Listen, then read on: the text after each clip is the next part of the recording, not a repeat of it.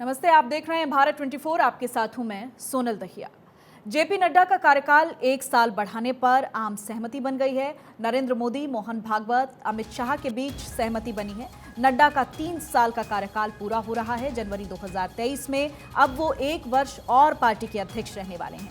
2023 में 4 राज्यों के विधानसभा चुनाव भी होंगे उनके अध्यक्ष के काल में ही, और इसके बाद 2024 के लोकसभा चुनाव आएंगे।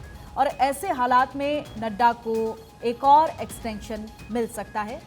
सूत्रों के अनुसार पिछले कुछ समय से नड्डा का कद बढ़ा है और संगठन के साथ साथ गवर्नेंस के मुद्दों पर भी उनकी राय ली जा रही है। अदिति नागर मेरी सहयोगी इस पर ज्यादा जानकारी दे रही हैं। अदिति, 1 साल और बढ़ा दिया गया है जेपी नड्डा का कार्यकाल, और पिछले काफी समय से हम देख ही रहे थे कि अहम जिम्मेदारी उनको दी गई है और एक अलग ही आत्मविश्वास उनमें दिख रहा है।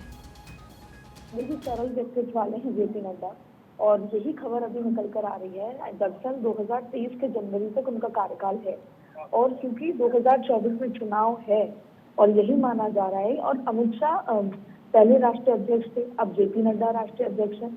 और जब से जेपी नड्डा ने काम संभाला है, अमित शाह गृह मंत्री हैं, प्रधानमंत्री, सब अपने अपने तरीके से चुनाव जीतने, राज्यों में संगठन को समझने, संगठन की कार्यशैली को बहुत बेहतर तरीके से समझने लगे हैं कि जेपी नड्डा के साथ वो जो काम चल रहा है बहुत बेहतर तरीके से। ऐसे में जब 2024 का चुनावी गढ़ जीतना है, देश का चुनाव है, उससे पहले 9 राज्यों में चुनाव है जी। इस समय किसी अध्यक्ष के बल